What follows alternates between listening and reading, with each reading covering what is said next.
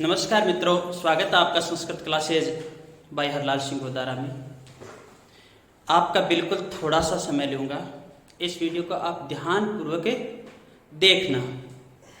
इस वीडियो के अंदर हम कुल 3 विषय पर विशेष रूप से चर्चा करने वाले हैं कि अभी रीट का पेपर हो गया और हमारा दिमाग है वो संतुलित कम, यानी जो सीमा पर है विद्यार्थी, उनके एक ही चिंतन लग रहा है कि मेरा सिलेक्शन होगा या नहीं होगा, होगा या नहीं होगा। इस विषय पर चर्चा करते हैं।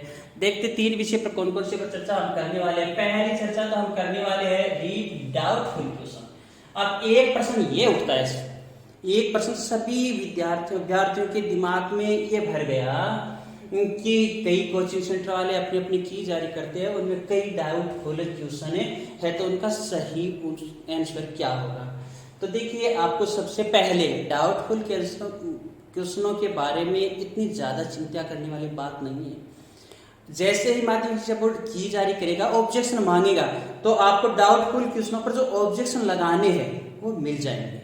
किन किन पर ऑब्जेक्शन लगाना है अब फिर भी हम चर्चा कर लेते हैं। आप ये कहते हो कि कितने प्रश्नों में हमें बोनस अंक मिलने वाले, तो मैं बता देता हूँ। देखिए, लेवल फर्स्ट के अंदर कुछ डाउटफुल प्रश्नों की संख्या अधिक है।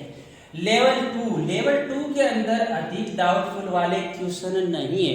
देखिए, एक बात नोट कर लेना, लेवल 2 के अंदर अधिकतम से अधिकतम अगर हमारे बोनस अंक की बात आ जाती है तो 3 प्रश्नों पर आ सकती है, अधिकतम से अधिक।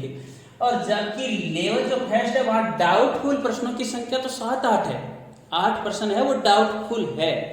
किंतु वहां पर अगर बोनस की बात करें तो माध्यमिक शिक्षा बोर्ड बोनस देगा या नहीं देगा, या जो आपते लगाएगी वो तो उसके ऊपर है। किंतु अधिकतम हम आपते लगा सकते हैं और चांस है कि 3 अंक या 2 अंक ही यहाँ पर हमें बोनस के मिलने वाले, इतने से अधिक नहीं है। अब बात आती है कि डाउटफुल क्वेश्चन कौन से हैं।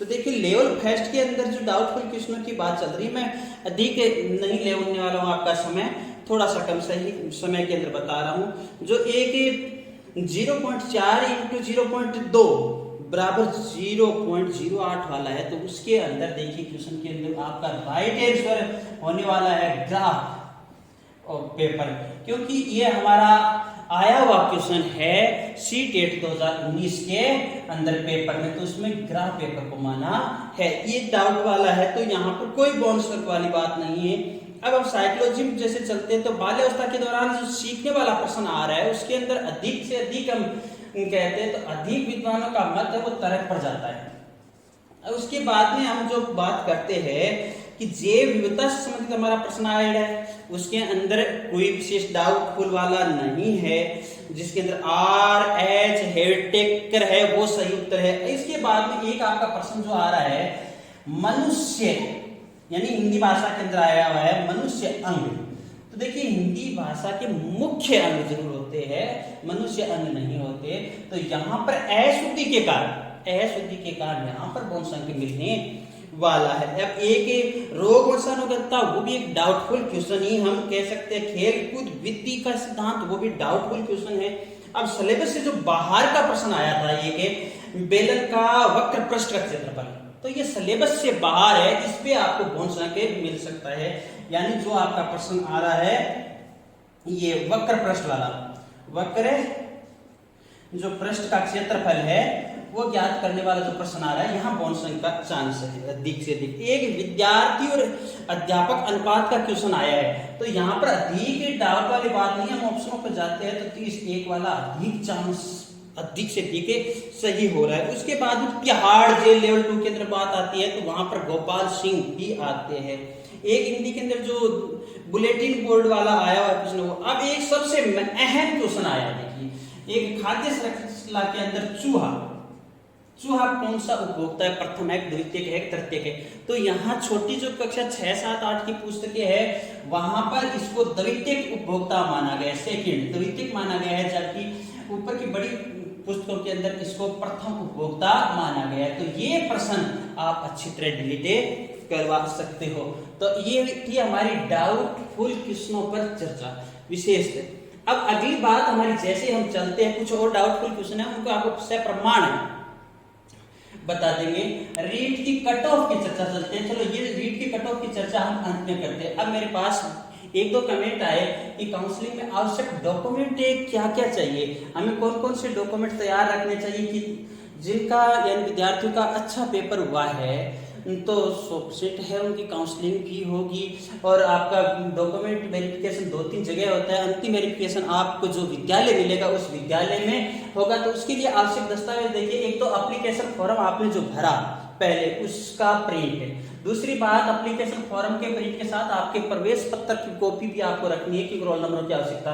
10वीं क्लास की मार्कशीट और प्रमाण पत्र, देखिए पहले की मार्कशीटों में ये अलग अलग था, वर्तमान की मार्कशीटों में ये साथ आ रहा है। ऐसे ही 12वीं क्लास की मार्कशीट और प्रमाण, BST लेवल फर्स्ट वालों के लिए मार्कशीट और प्रमाण पत्र, BA की मार्कशीट और प्रमाण पत्र का आशय मेरा BA की डिग्री, अगर डिग्री किसी की जारी नहीं हुई है तो उसके स्थान पर यूनिवर्सिटी से आपको प्रोविजनल प्रमाण पत्र मिल जाता है। इसी प्रकार बीएड की डिग्री। अब आ गया मूल निवास, चरित्र प्रमाण पत्र, ये विशेष समझने वाली बात है। चरित्र प्रमाण पत्र 3 कॉपी चाहिए। एक आपने जो रेगुलर शिक्षा ली है, अंतिम शिक्षण संस्थान का चरित्र प्रमाण पत्र अनिवार्य है। आपने जिस शिक्षण संस्था से अंतिम शिक्षा रेगुलर प्राप्त की है उसका, और 2 गजेटेड ऑफिसरों के द्वारा प्रमाणित डॉक्टर या फर्स्ट ग्रेड अध्यापक या प्रिंसिपल वगैरह या जनप्रतिनिधि उनके द्वारा। एक आपका विवाहित और अविवाहित प्रमाण पत्र, अगर अविवाहित है तो वहां शपथ लगेगा। एक आपका घोषणा पत्र होगा। ये घोषणा पत्र विशेष होता है कि मेरे द्वारा दी गई सभी प्रकार की सूचनाएं सही है, अगर किसी भी प्रकार की गलती पाई गई तो मैं ही जिम्मेदार होने वाला हूं। ये घोषणा पत्र। जाति प्रमाण पत्र, देखिए जाति प्रमाण पत्र जो हमारी अन्य जातियां उनके लिए तो विशेष नहीं, ओबीसी जो है ओबीसी वाले अभ्यर्थियों के लिए ये जाति प्रमाण पत्र 1 साल तक ही वैलिड होता है, इसलिए ये बना लेना में चाहिए। SC ST और अन्य जो आरक्षण से फायदा लेने वाले हैं उनके लिए 1 वर्ष की नहीं वैधता है, जबकि ये ओबीसी वालों के लिए विशेष। एक शपथ पत्र, आप 2 या 1 शपथ पत्र भी ले करोगे कि मेरे द्वारा ये सब के सब। अब इसके बाद में आपका आता है पुलिस वेरिफिकेशन, जिसकी वैधता 6 माह रहती है। 6 माह वैधता रहती है। ये तो आपके काउंसलिंग प्रोसेस में उसी वक्त जो नोटिफिकेशन आया उसमें बता दिया जाएगा। एक मेडिकल सर्टिफिकेट जब आपकी काउंसलिंग हो जाएगी आपको विद्यालय मिलेगा, तो उससे पहले काउंसलिंग के बाद में जो ये मेडिकल सर्टिफिकेट बनाना पड़ता है ये अनिवार्य होता है। इनके अलावा कोई और भी प्रकार की अगर आपके मन में शंका हो तो आप कमेंट के माध्यम से पूछ सकते हो, या फिर मेरा जो चैनल है उसी चैनल पर जा सकते हो आप।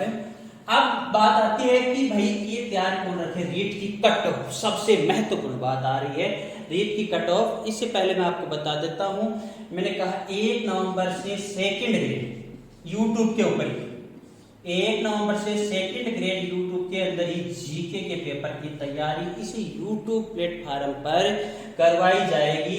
1 नवंबर ये टाइम मैंने क्यों दिया है, क्योंकि तब तक हम लाइव नहीं आ सकते।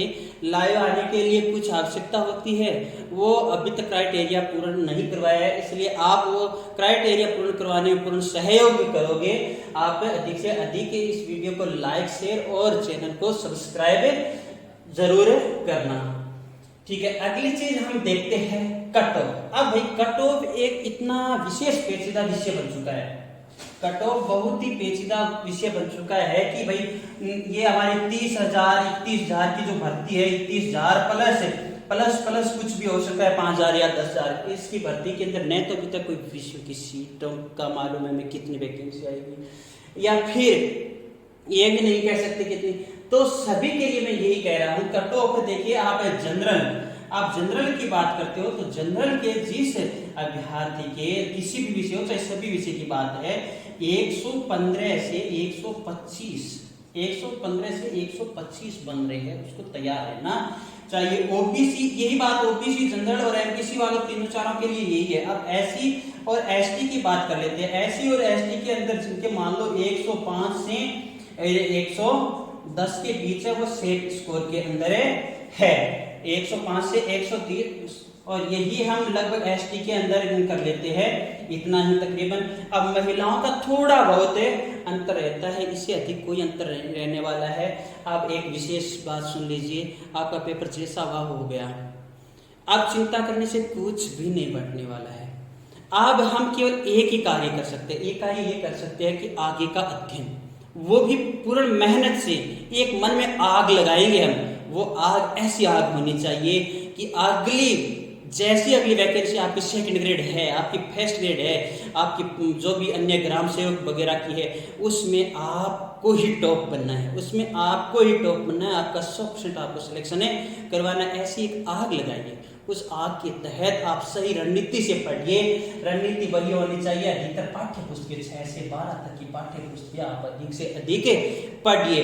इससे संबंधित मैं अगला वीडियो लेकर के आ रहा हूँ कि हम क्या पढ़ें, क्या नहीं पढ़ें, कैसे हम रणनीति बनाएं। ओके, धन्यवाद, फिर मिलते हैं अगले क्लास में।